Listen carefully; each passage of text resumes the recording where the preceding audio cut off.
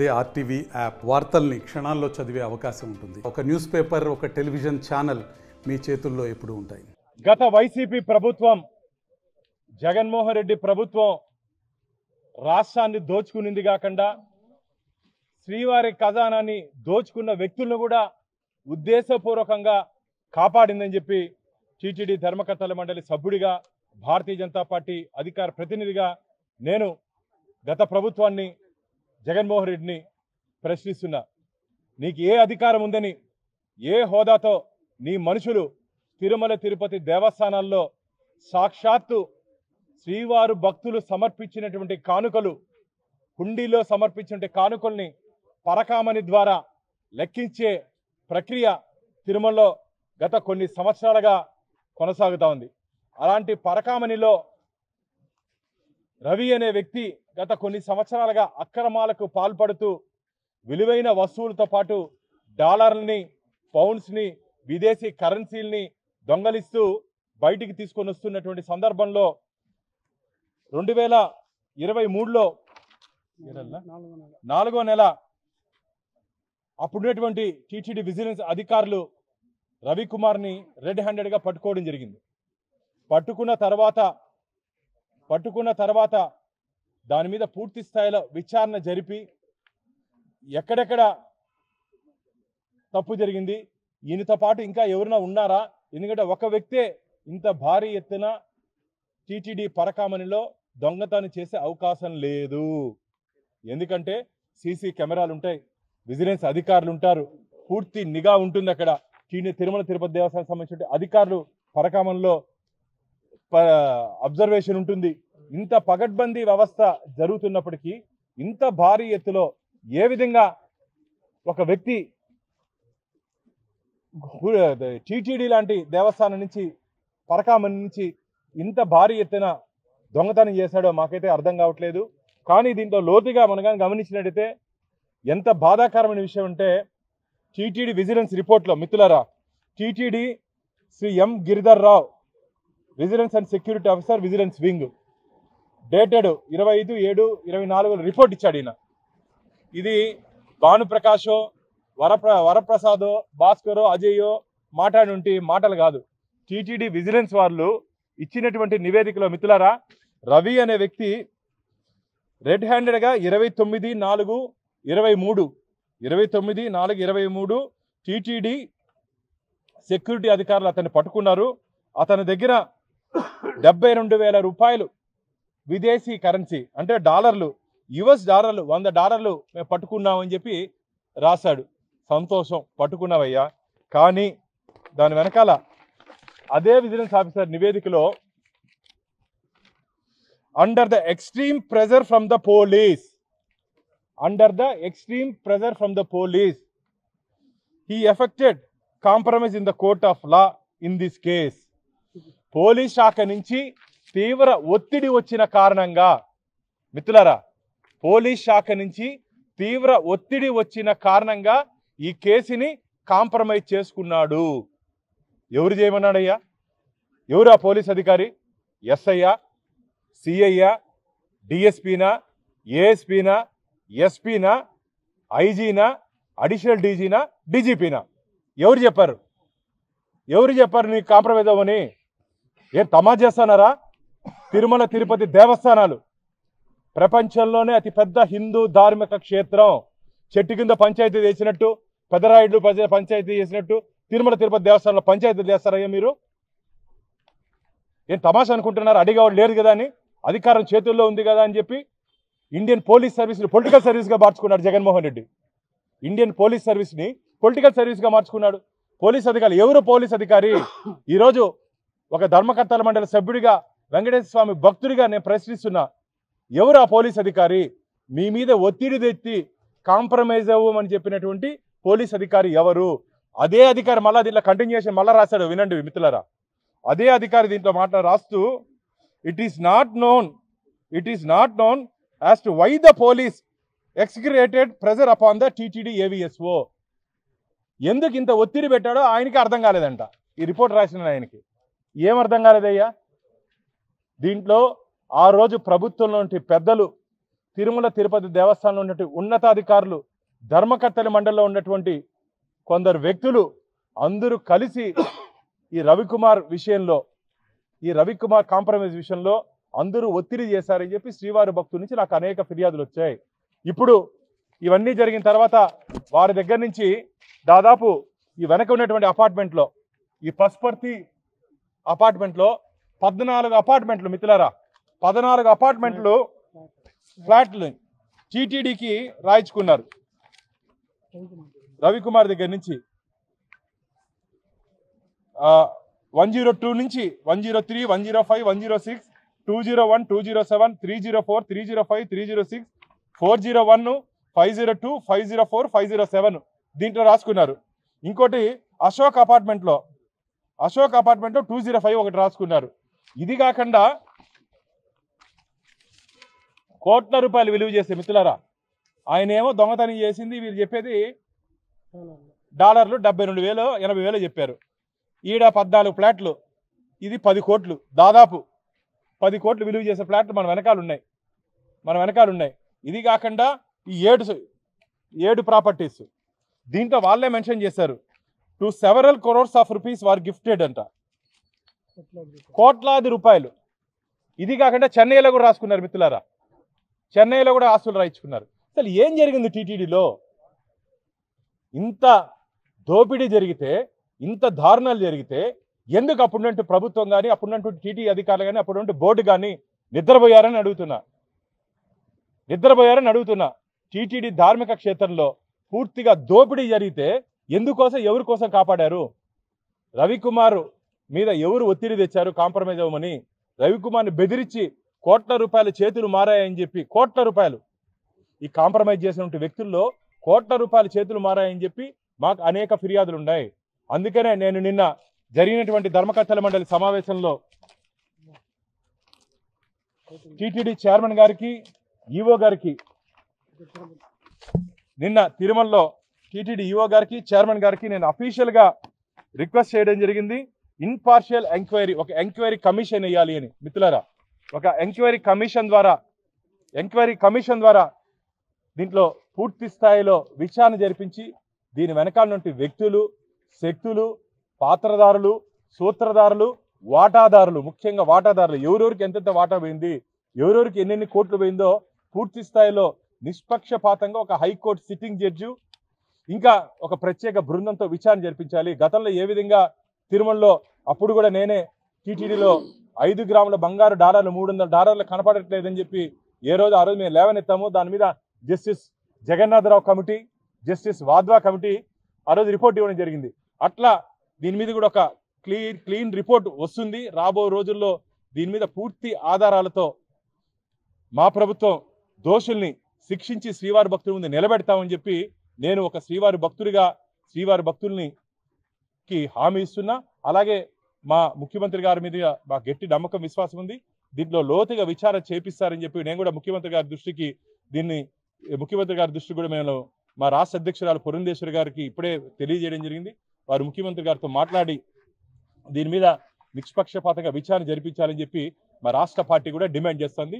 దీంట్లో ఉన్నటువంటి లీగల్ విషయాలు మా అడ్వకేటు అజయ్ కుమార్ గారు వివరిస్తారు.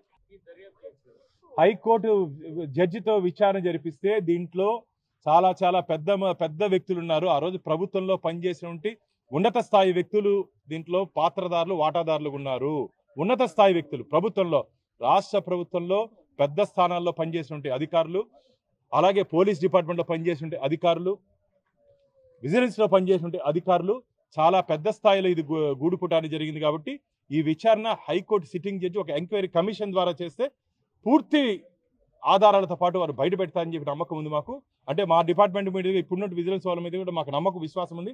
కానీ ఇంకా ఉన్నత స్థాయిలో విచారణ జరిపిస్తే భక్తుల్లో ఒక విశ్వాసం, భవిష్యత్తులో టీటీడీలో చేయబెట్టాలన్నా, టీటీడీ ఖజానా వైపు కన్ను వేయాలన్నా భయపడే విధంగా రాబో రోజుల్లో చర్యలు ఉంటాయి. అసలు దీంట్లో సెక్షన్లు కూడా 371, 381 దాని వివరాలు మా అడ్వకేట్ గారు కూడా మీకు తెలియజేస్తారు. మొత్తం అందరి మీద దీంట్లో మాకు నిన్న ఇంకో ఇన్ఫర్మేషన్ వచ్చింది. దీనికి ఉన్నటువంటి సీసీ ఫుటేజెస్, మామూలుగా ఏదైనా ఎంక్వైరీ జరిగితే, తప్పు జరిగితే ఆ సమయంలో జరిగినటువంటి ప్రక్రియను సేవ్ చేయాలా, ప్రిజర్వ్ చేయాలా, ప్రొటెక్ట్ చేయాలా, ప్రిజర్వ్ చేయాలా, సేవ్ చేయాలా, ప్రొటెక్ట్ చేయాలా. అది మాకు నిన్న ఫిర్యాదు ఎందింది, అది ఎంతవరకు నిజమో తెలీదు. దాన్ని అరేంజ్ చేసేశారు, సాక్ష్యాధారాలు లేకుండా అరేంజ్ చేసేశారు. ఆ అధికారి కూడా, నా దగ్గర ఇంకో రిపోర్ట్ ఉంది, అది పూర్తి స్థాయిలో ఆ విజిలెన్స్ అధికారి కూడా ఆ రోజు ఎవరెవరు అరేంజ్ చేశారో ఆ అధికారి మీద కూడా ఆరోపణలు ఉన్నాయి. భక్తులు సమర్పించినట్టు పోగొట్టుకున్నటువంటి కానుకల్ని సరిగ్గా లెక్క చెప్పకుండా అధికారి మీద కూడా చర్యలు తీసుకున్నారు. ఆ అధికారితో లోపాకాయ ఒప్పందం, నువ్వు ఇది కానీ రద్దు చేస్తే నిన్ను సేవ్ చేస్తామని చెప్పారని చెప్పి అప్పుడు అధికారులు, తద్వారా ఆయన్ని తప్పించారని చెప్పి నా దగ్గర ఉన్నటువంటి ఇన్ఫర్మేషన్ ఉంది.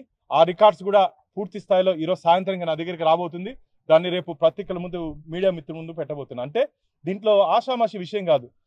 అందరూ గూడు పుట్టాని ఆలీబాబా అరడజన్ దొంగల మారిగా అందరూ దొంగలైనా ఆ రోజు కొంత దీంట్లో టీటీడీలో కొంతమంది పాత్ర దీంట్లో ఎక్కువ ఉంది.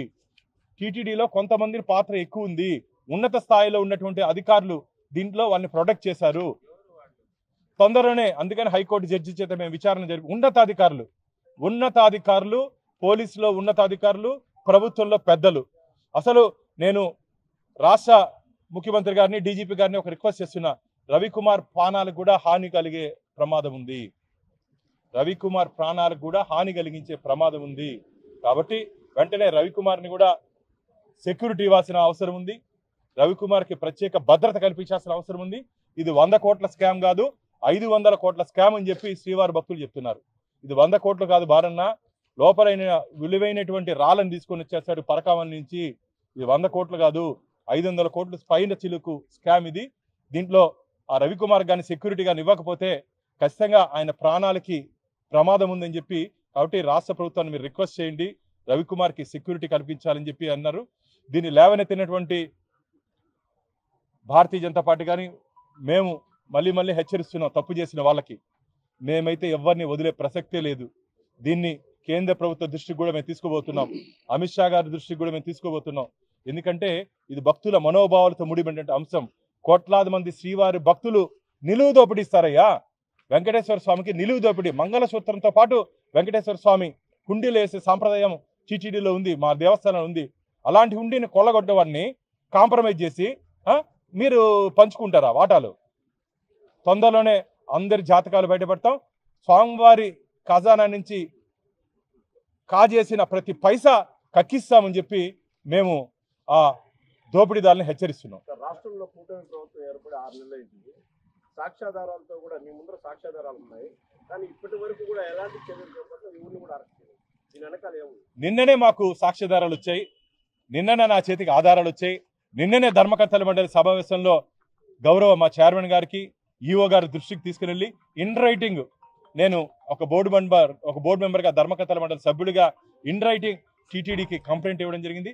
ముఖ్యమంత్రి గారికి మా పురంధేశ్వరి గారు, రాష్ట్ర అధ్యక్షురాలు గారు ఫిర్యాదు చేస్తూ ఉన్నారు. మేము కూడా ముఖ్యమంత్రి గారి దృష్టికి పూర్తి ఆధారాలు ఇవ్వబోతున్నాం, వారు అపాయింట్మెంట్ తీసుకొని ఇవ్వబోతున్నాం. కేంద్రంలో ఉన్న మా పెద్దల దృష్టికి కూడా మేము తీసుకుపోయి నిష్పక్షపాతంగా విచారణ చేయాలని చెప్పి డిమాండ్ చేస్తున్నాం.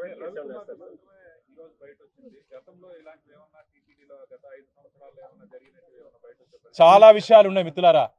నేను నిన్న 4-5 డాక్యుమెంట్స్ నా చేతికి వస్తే నివ్వెరపోయా. నేను ధార్మిక క్షేత్రంలో ఇన్ని దారులాలా అని, ధార్మిక క్షేత్రంలో ఇన్ని దారుణాలు జరిగాయని చెప్పి నివ్వెరపోయా. ఒక ధర్మకర్తల మండలి సభ్యుడిగా గతంలో నేను పనిచేసిన అనుభవం ఉంది. నాకే కంట్లో నీళ్ళు వచ్చాయి. కొన్ని విజిలెన్స్ నివేదిక చదువు, అంటే నేను భక్తుడిగా చెప్తున్నా, విజిలెన్స్ ఇచ్చినటువంటి నివేదికలో అసలు టీటీడీలో ఇది ఎలా సాధ్యమైందో నాకైతే అర్థం కావట్లా. టీటీడీలో ఇలాంటి పనులు ఎలా సాధ్యమైందో నాకైతే అర్థం కావట్లేదు. ఈ ధార్మిక క్షేత్రంలో ఇంత దారుణాలు. కాబట్టి ఇది పూర్తి స్థాయిలో ప్రక్షాళన చేయాల్సిన అవసరం ఉంది. టీటీడీలో విజిలెన్స్ని నేను ఎస్ఓ గారితో కూడా మాట్లాడడం జరిగింది. విజిలెన్స్లో కూడా ప్రక్షాళన, ఎందుకంటే ఇది ఒక వ్యక్తి చేసినటువంటి పని కాదు, కొందరు అందరూ కలిసి చేసినటువంటి పని. కాబట్టి టీటీడీలో విజిలెన్స్ని కూడా మేము పెంచుతాం. దీని మీద ప్రత్యేక కమిటీ వేసి ఏ విధంగా భద్రతాల లోపాలు ఉన్నాయో, ఎక్కడ పొరపాటు జరిగిందో దాన్ని సరిదిద్దుకుంటూ మేము ముందుకు పోతాం.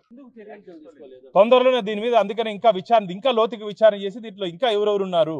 ఒక రవికుమార్ మీద మాత్రమే దీంట్లో కేసు ఉంది కాబట్టి, రవికుమార్ కాకుండా ఇంకా చాలా మంది ఉన్నారు కాబట్టి అందరినీ శ్రీవారి భక్తుల ముందు, చట్టం ముందు నిలబెట్టపోతాం. ఎస్, అన్నిటి మీద రాబో రోజులు ఇదేని వదలము, ఎవరిని వదలం. రాబో రోజుల్లో దేన్ని వదనం, ఎవరిని వదనం, ఒక్కొక్కటి ఫేస్ వైజ్. ఎందుకంటే ధార్మిక క్షేత్రాలు అన్ని విషయాలు బయట పెడితే భక్తుల మనోభావాలు బాధపడతాయి కదా అని చెప్పి నేను కొన్ని మీ ముందు చెప్పలేదు, ఆఫ్ ద రికార్డ్ మిత్రులు చెప్పలేకపోతున్నాను. ఎందుకంటే స్వామివారి ముందు నేను ధర్మకర్తల మండలి సభ్యుడిగా ప్రమాణం చేశాను, నాకు తెలిసినటువంటి విషయాల్ని బహిర్గతం చేయనని. కాబట్టి ఎక్కడ చెప్పాలో ఈ రాష్ట్రానికి కస్టోడియన్ ముఖ్యమంత్రి గారు కాబట్టి వారి దృష్టికి తీసుకుని వెళ్ళి ఖచ్చితంగా రాబో రోజుల్లో ఇలాంటి పొరపాటు జరగకుండా చూసుకుంటామేమో. జరిగినటువంటి పొరపాటుని తప్పు చేసిన వాళ్ళని గట్టిగా శిక్షిస్తాం.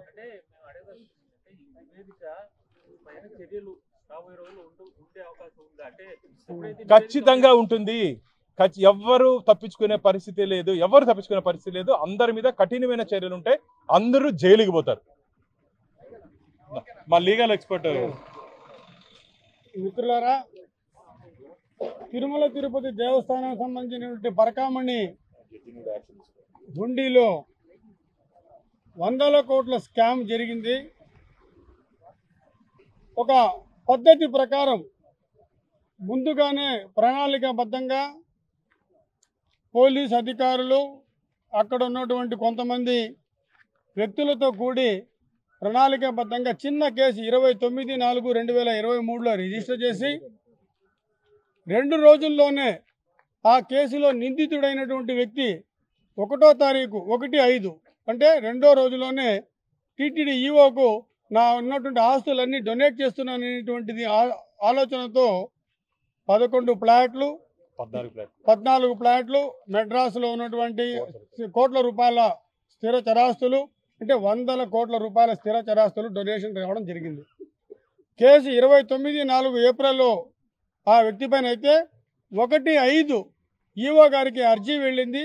ఈఓ గారి యొక్క నోట్ ఆర్డర్తో ఈ యొక్క settlement gift deed settlement Tirumala Tirupati Devasthanam 100 కోట్ల రూపాయలు ఆ వ్యక్తి దగ్గర నుంచి గిఫ్ట్ డీడ్ అనేటువంటి రూపంతో తీసుకొని తద్వారా కేసును నీరు కార్చేటువంటి ప్రయత్నం చేశారంటే కేసు రిజిస్ట్రేషన్ సమయంలోనే సెక్షన్ 379, 381 చిన్న సెక్షన్లు మాత్రమే పెట్టారండి.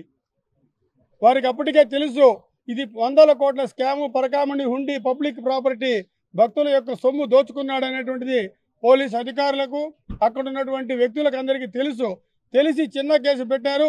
పెట్టి ఆస్తులన్నీ టీటీడీ పేరుతో రాయించుకున్న తర్వాత సెప్టెంబర్లో పోలీస్ అధికారులు ఒత్తిడి చేసి దాన్ని రాజీ చేసేటువంటి ప్రయత్నం చేశారు.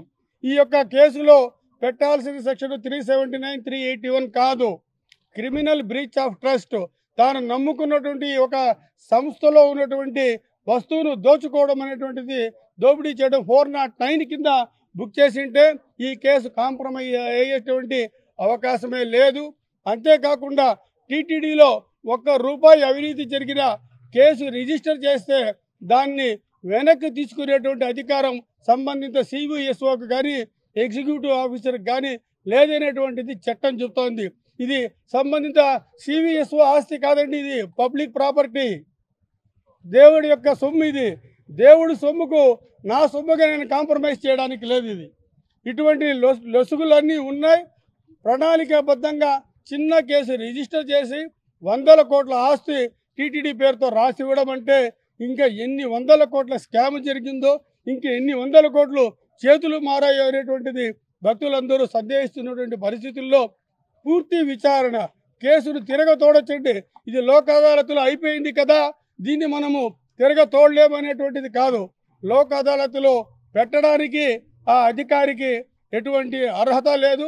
లోక్ అదాలత్లో రాజీ చేసేటువంటి కేసు కూడా కాదు. కాబట్టి వెంటనే మన ధర్మకర్తల మండలి సభ్యులు చెప్పినట్లు హైకోర్టు జడ్జితో విచారణ చేసి దీనిపైన 100 కోట్ల స్కాము జరిగిందని భక్తులందరూ భావిస్తున్నందున దీనిపైన పూర్తి విచారణ చేసి అధికారులను అప్పుడున్నటువంటి ఎవరు ఒత్తిడి చేశారో ఆ పోలీసులను సంబంధించినటువంటి వ్యక్తులందరిపైన చర్య తీసుకోవాల్సిందిగా భారతీయ జనతా పార్టీ డిమాండ్ చేస్తోంది. చిన్న లడ్డు దొంగలిస్తే లడ్డు తిరుమల మిత్రులారా, ఒక లడ్డు 10 లడ్లు బ్లాక్లు అమ్మితే, ఒక రూము బ్లాక్లు అమ్మితే వాడిని అరెస్ట్ చేసి మేజిస్ట్రేట్ ముందు పెట్టి 15 రోజులు, 4 రోజులు రిమాండ్ ఇస్తారే.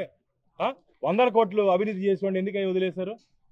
లడ్డు రూములు చేసినోడిని చేస్తారే, చిన్న చిన్న దొంగల్ని, జోబు దొంగల్ని.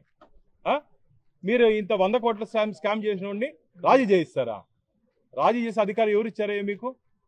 ఇప్పుడు మీరు ఆ పాలక మండలి అప్పట్లో ఉన్న పాలక మండలి కానీ అధికారుల మీద ప్రైవేట్ కేసు వేసి మొత్తం దీన్ని మా లీగల్ ఎక్స్పర్ట్స్ ఇప్పుడే మాట్లాడడం దీన్ని ఏ విధంగా ముందుకు తీసుకోవాలో దాని మీద తొందరనే ఒక 2 రోజుల్లో అవసరమైతే దీని మీద రాష్ట్ర పార్టీ తరపున నుంచి ఫిర్యాదులు ఎవరికి ఇవ్వాలో మా రాష్ట్ర అధ్యక్షుడు గారి అనుమతితో ఖచ్చితంగా ఈ కేసుని మేమైతే చాలా సీరియస్గా తీసుకున్నాం. భక్తుల మనోభావాల్ని భక్తుల్ని సొమ్ముని దొంగలు ఇచ్చిన వాళ్ళని వదిలిపెట్టే ప్రసక్తే లేదు. మరిన్ని వీడియోస్ కోసం ఛానల్ ని సబ్స్క్రైబ్ చేయండి. లేటెస్ట్ అప్డేట్స్ కోసం వాట్సాప్ ఛానల్ ని ఫాలో అవ్వండి. ఆ లింక్ డిస్క్రిప్షన్ లో ఉంది.